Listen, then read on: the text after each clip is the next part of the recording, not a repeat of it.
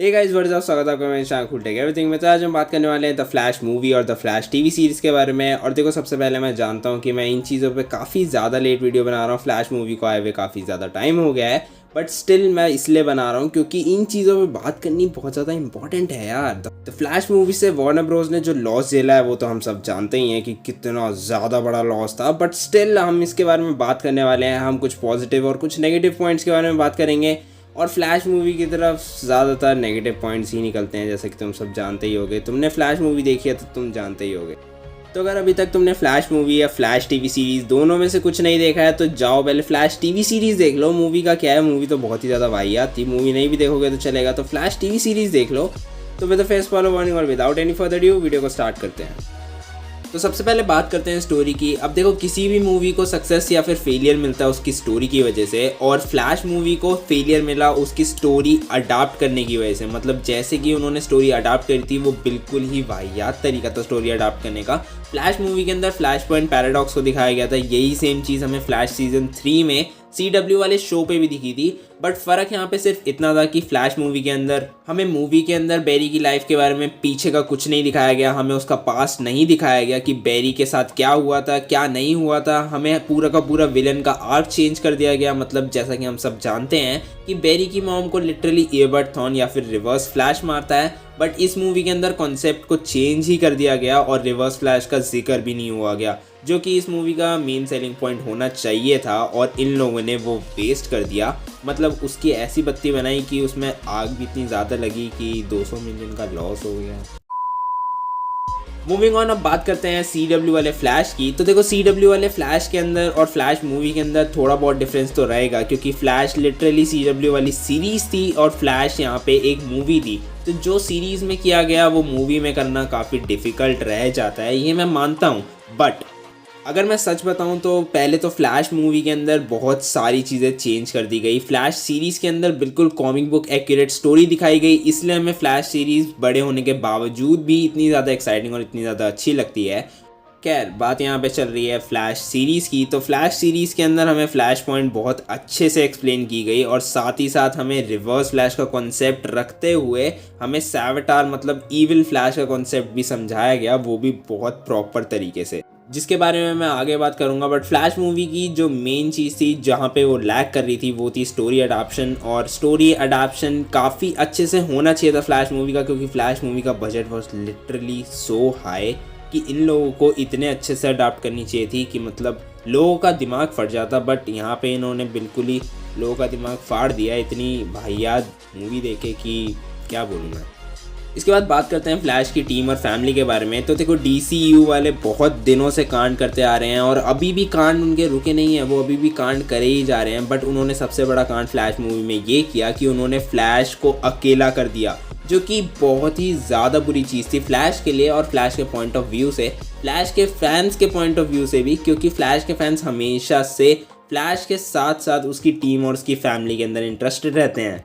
हम obviously flash movie में Cisco को एक्सपेक्ट कर रहे थे, एटलीस्ट आयरिस को तो एक्सपेक्ट कर ही रहे थे एक काफ़ी मेजर रोल के अंदर। बट ना हमें आयरिस मेजर रोल के अंदर दिखी, ना हमें सिस्को दिखा, ना हमें केटलिन मिली।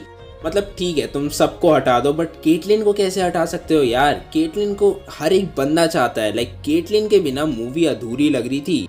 इसके बाद बात करें अगर जो वेस्ट की, तो जो वेस्ट काफ़ी ज़्यादा मेजर रोल प्ले करता है फ्लैश फैमिली के तौर पे, और फ्लैश फैमिली की लाइफ के अंदर मतलब बैरी की लाइफ के अंदर खासकर वो बहुत ज़्यादा मेजर रोल प्ले करता है। क्योंकि पहले तो वो आयरिस का डैड है, दूसरा उसने बैरी को अडॉप्ट किया था, तीसरा उसका एक बेटा भी है वॉली वेस्ट नाम का। और अगर जो वेस्ट ही एग्जिस्ट नहीं करता तो वॉली वेस्ट के आने का तो कोई मतलब ही नहीं बनता।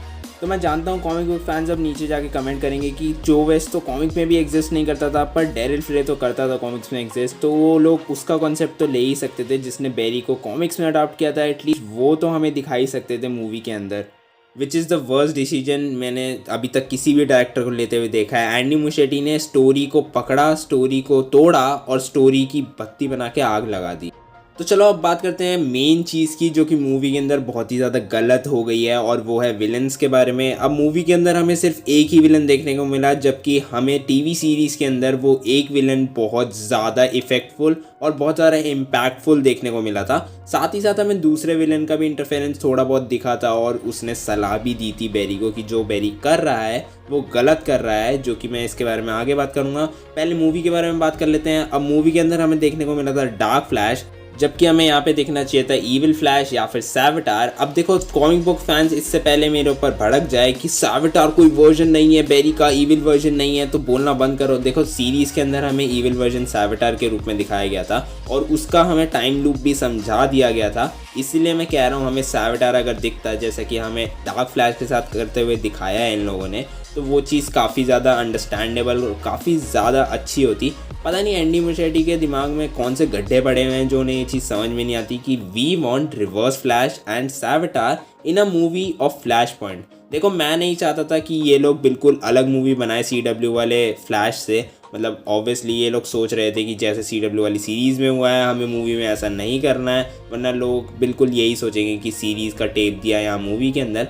मैं बिल्कुल एग्जैक्टली यही एक्सपेक्ट कर रहा था कि सीरीज़ का टेप के ये मूवी बना दें, बट अपने किसी डायरेक्शन में और अपने वे में। क्योंकि देखो, सीरीज़ काफ़ी लंबी होती है, सीरीज़ को काफ़ी ज़्यादा टाइम मिलता है सेटअप करने का हर चीज़, मूवी को इतना ज़्यादा टाइम नहीं मिलता है। तो मैं इसलिए देखना चाहता था कि ये 3 सीज़न को कैसे 3 घंटे की मूवी में दिखाते हैं। मतलब ऑब्वियसली अगर ये 3 घंटे लॉन्ग मूवी बना देते जैसे इन्होंने बैटमैन के साथ किया था, and we all know how Batman turned out to be. Batman was one of the greatest movies in the COVIDs। और देखो, ये मैं इसलिए नहीं कह रहा क्योंकि बैटमैन मेरे दिल के करीब है, हाँ वो वैसे भी है, पर ऑब्वियसली यार रॉबर्ट पैटिंसन को किसने एक्सपेक्ट भी नहीं किया था कि वो बैटमैन को इतना अच्छा प्ले कर सकते हैं, और उन्होंने किया। साथ ही साथ डायरेक्शन, यार डायरेक्शन मेन चीज़ होती है मूवी के अंदर, लेकिन एंडी मुschietti ने तो हक दिया यार। हकना था तो एटलीस्ट वॉशरूम में तो हकते। ये हॉल में हकने का क्या सीन है यार। मतलब यार मुझे समझ में नहीं आता, तुम ऑब्वियसली 500 रुपये की टिकट ले रहे हो तो तुम कुछ बहुत ही ज़्यादा अच्छा एक्सपेक्ट करते हो कि मूवी डायरेक्टर या फिर मूवी एक्टर्स कुछ बहुत अच्छा करेंगे इस मूवी के अंदर, तो हम 500 रुपये की मूवी देके इस मूवी को देखने जा रहे हैं। बट जब ऐसी मूवीज़ क्रिएट की जाती हैं तो ऑब्वियसली रिग्रेट होता है। और साथ ही साथ अगर उनके कंपैरिजन में जो मटेरियल हमें मिला है वो भी फ्री ऑफ कॉस्ट, और जब वो देखने को मिलता है तो दिमाग की तो सारी नसें फट जाती हैं कि यार ये इन्होंने ये किया है। मतलब अगर एंडी मुschietti इंडिया में आ जाता है और वो बता देता है कि उसने फ्लैश मूवी डायरेक्ट की थी और उस मूवी टिकट का प्राइस 500 रुपये था, मतलब सीरियसली सच बताऊं, जिन जिन लोगों ने फ्लैश मूवी देखी है और जो लोग ये एक्सपेक्ट कर रहे थे कि फ्लैश सीरीज़ जैसी होगी और ऐसा टर्न आउट नहीं हुई ना, सारे मिलके यूनियन में मारेंगे उसे। मतलब इतना मारेंगे कि मतलब छोड़ो यार। अब चलो लास्टली बात करते हैं CGI और मार्केटिंग की, जिसके लिए तुम में से बहुत सारे लोग वेट कर रहे होंगे और कह रहे होंगे अभी तक इसने CGI की बात क्यों नहीं करी, ये मार्केटिंग की वजह से तो पिटी है मूवी, इतना पैसा मार्केटिंग में बर्बाद ही नहीं करना चाहिए था जब पता है कि मूवी टट्टी है। तो अब देखो, मैं जानता हूँ कि मूवी बहुत ही ज़्यादा वाहियात थी, उससे भी ज़्यादा बड़ी वाहियात फेलियर इनकी CGI मार्केटिंग टीम थी। मतलब CGI और मार्केटिंग की टीम को इन्होंने एक्सचेंज कर दिया था, मार्केटिंग वाले CGI कर रहे थे, CGI वाले मार्केटिंग कर रहे थे, क्योंकि ऑब्वियसली ऐसा लग रहा था कि ये लोग अपना काम ठीक से नहीं कर रहे हैं, क्योंकि मार्केटिंग वालों को पता ही नहीं वो कर क्या रहे हैं, बस पैसा फूके जा रहे हैं। CGI वालों ने पैसा फूक के भी कुछ नहीं किया, मतलब माल फूक लेते, इससे बढ़िया तो अच्छी मूवी बन जाती। क्या मतलब एक्टर ने ऑलरेडी माल फूक रखा था। तू एयरलाइन का आदमी है, तू बाहर निकल, मैं तुझे बताऊंगा, तू बाहर आ, बाहर आ, तू बाहर आ।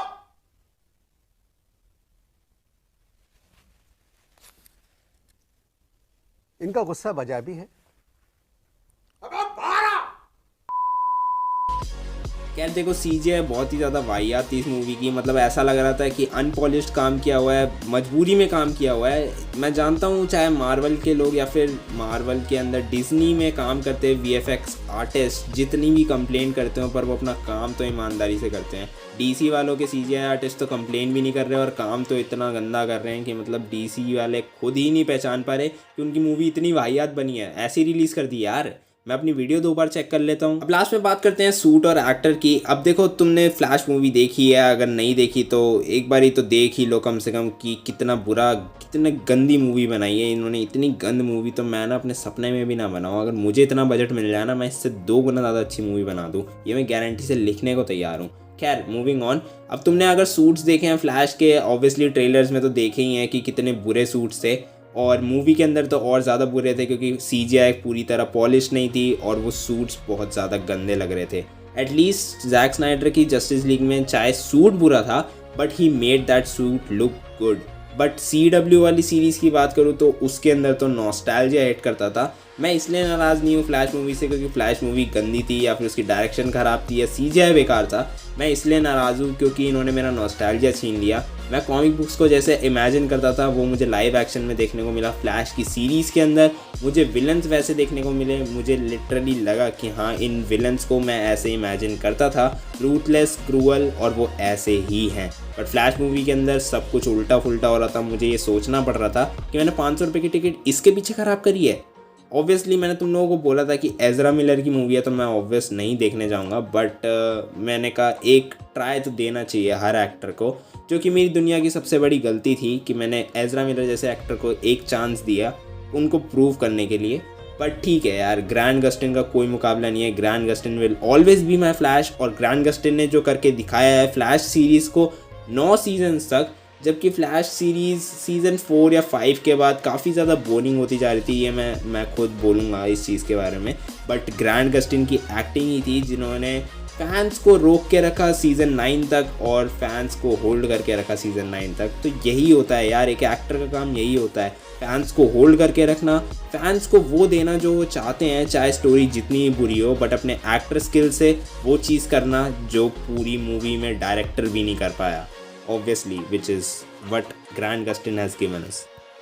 With that being said, video कहीं पे रैप अप करेंगे। अगर तुम्हें लगता है मैंने कोई एलिमेंट मिस कर दिया तो कमेंट सेक्शन में ज़रूर बता देना। शायद मैं नेक्स्ट टाइम इस पे वीडियो बनाऊं क्योंकि इस वीडियो में मैंने इतनी ज़्यादा चीज़ें नहीं बताई हैं जितनी मैं और बताना चाहता था। वीडियो और ज़्यादा लंबी हो जाती तो हो सकता है इस पर एक वीडियो और बनाऊँ मैं आने वाले फ्यूचर में, अभी नहीं बट थोड़े टाइम बाद ज़रूर बनाऊँगा।